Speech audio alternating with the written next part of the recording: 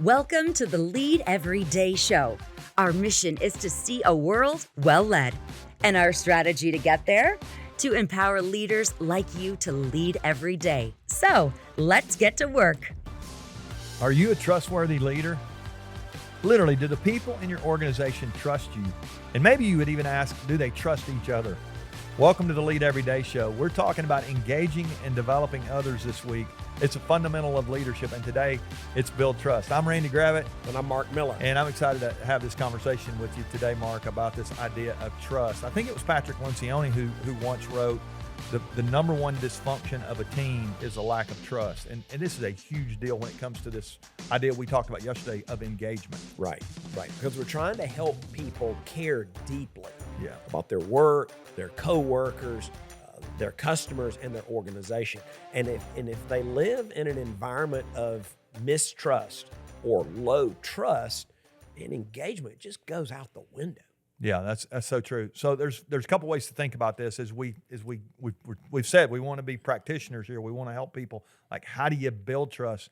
I think one of the things that we can do first is to create safety for people. Mm-hmm. And when you hear safety, it's like let's don't leave ladders around, and we want to slip and fall at work, and we do want to physical safety. We want physical safety. We want a physically safe environment to work in. And if you don't have that, you need to start there. Correct that. That's great. Because even that creates mistrust. It does. It really does. If I don't want to gloss a place over where people, get hurt. Yeah, that's a problem. And there are a lot of organizations who do emphasize safety, and that's great. Yeah, that's awesome. It's a building block. It is a building block. But today I want us to think about the other side of safety. This idea of psychological safety. Do people really feel like they can bring themselves? There's not going to be, it's not going to be punitive if they share what they really think. Mm-hmm. I think that's a powerful way to begin to build trust, is give people the freedom to share what's on their heart and be able to have that kind of environment to work in. Right, because there's so much good that comes from the tension and the dispute and the debate. Yeah. But are you talking about the problem, or are you talking about the person? Now, you may ultimately talk about the person, but let's start with the problem. Don't make the conversation personal. Let's create a place where people will bring their best ideas, their crazy ideas. They'll ask their hard questions. Yeah, it's an amazing place to work when you can pull those things off. I heard somebody say one time that people don't need their way as much as they need their way considered. And I think when we get around a table with our team and we give people an opportunity to share what they're thinking, it really is amazing. It's hard to be down on what you're in on. I mean, if you get a chance to voice your opinion, we may not be able to do it. Like, let's say you have a thought and somebody else has a thought and somebody's got to make a decision. We all lay that on the table. Not everybody needs to weigh in on everything either. Right. I'm not saying that, but if it's appropriate and people are sharing what they think, I think it becomes really, really easy for us to say, you know what, they know what I think. I've been honest about that. And now I can lean in. That's what this is about. This is about engaging and developing other people. This psychological safety is a huge opportunity for some of us. Maybe if those numbers of engagement are low, this might be a place where we really can increase the level of trust. Yeah, and you won't drift there. I mean, I think we've said that over and over. You're not going to drift to greatness as a leader. Your team or organization is not going to drift to greatness. You don't drift anywhere good. Right? You have to set the sail. You've got to decide. Yeah. And you've got to lead your team to greatness. You've got to lead your organization. You've got to lead your organization to psychological safety. And so we're going to share a few ideas on practical things that you can do. Yeah. So one of the things that we can also do is pay attention to our words. I think our words, the language, the phrases, the way we communicate. Well, just the weight of the leader's words. I think you got to start there. Somebody told me one time that the leader's voice is the loudest voice. I mean, it really, I think we don't understand how much that weighs. It's, the manager, maybe their voice is 100 pounds. The leader's voice is 1,000 pounds. I mean, right. And sometimes I think we don't pay much attention. We don't think about that. And like, if you say it, they're at home processing it with their husband tonight or their wife, like he said this or she said that. And I think sometimes there's a weightiness to that we need to pay attention to.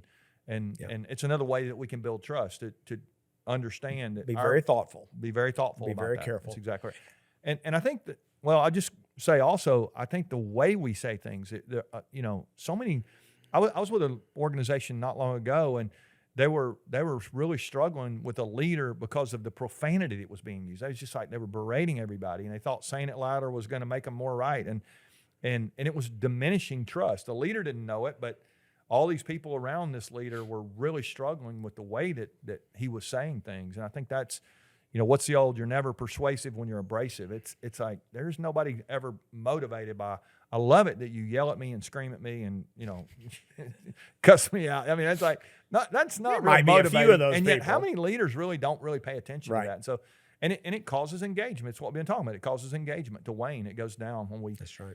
When we say things that way. So let me mention something else under this banner of watch your words. Yes, they're weighty, for sure, and we've got to be thoughtful about that. But there's a concept that I was introduced to, I don't know, decades ago, called killer phrases, and I've actually tried to research the source of that, and I find many authors over the last 40 years have written about this. But here's the basic concept. There are phrases that diminish engagement. Yeah. And there are phrases that diminish creativity. And there are phrases that diminish innovation. And I think we've got to identify those. We've got to call those out. Yeah. And we have to ban them from our organizations. Yeah. Again, you can make your own list. In fact, that might be a fun assignment for you to sit around and say, hey, what are some of the killer phrases that individuals say or we tend to say as a team? Let's make that our action item for today. Yeah, So as you go through this list, give us a couple of examples, maybe to prompt their thinking to make their own list. Things such as, that will never work. Yeah. That will never be approved. We tried that before. Yeah. And a little more personal things such as, you've got to be kidding.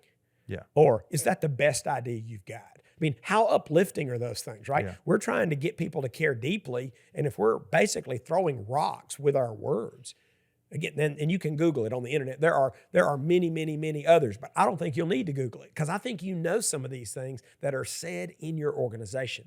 And if you'll have a team meeting, identify a bunch of these and say, we're going to hold each other accountable. We're going to police our own locker room. Yeah.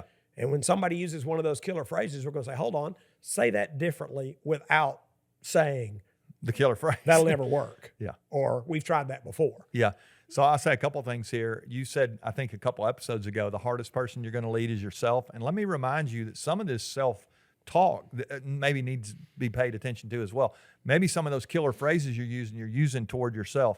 I don't have what it takes. I won't be able to, and I think that limits you, that fear and doubt can really can hold you back from where you want to go. But I love this for your organization, having that. And you may need to have a little meeting here, but you said, where does the origin come from?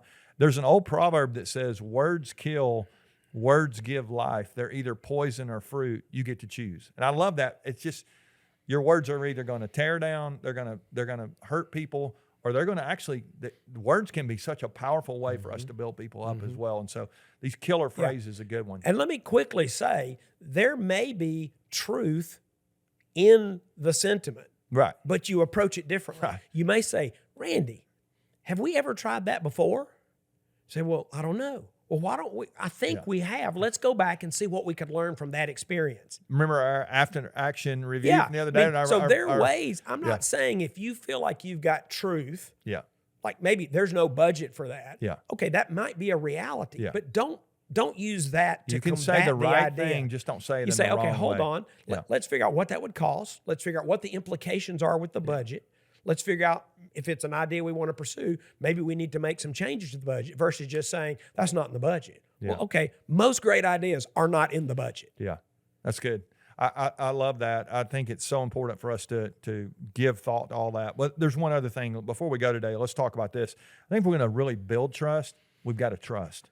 Isn't it important for us to trust people if we expect them to trust us, and we're going to build a culture of trust? And that sometimes can be hard, especially when we give somebody a task or that we've got an expectation, and maybe sometimes they even fail.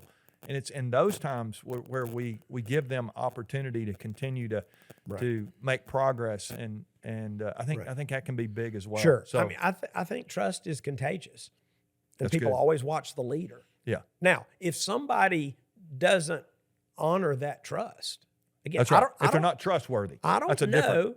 that yeah. you immediately write them off. Oh, by the way, because they're probably still on your team, at least for a season. That's right. But you have to say, okay, let's go back. Let's look at what I could have done differently.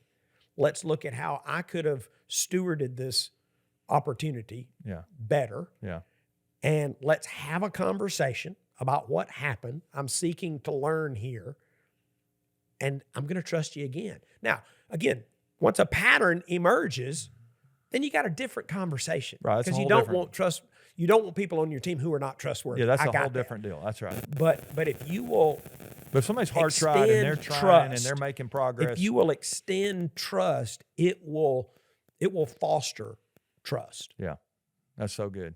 That's so good. All right, as we wrap up today, I want to challenge you to do what Mark said a moment ago. Take that time, put it on your calendar, and do a watch your words kind of meeting with yourself. What are those killer phrases in your organization? Maybe identify some of those and see if you can come up with some ways to say things in a better way. You say the right thing, just make sure you say it in the right way. We're going to continue this conversation tomorrow. Also, when it comes to engaging, developing others, build trust as a person. We've got another one for you tomorrow. Hope you'll join us for that. Remember, the best leaders lead every day.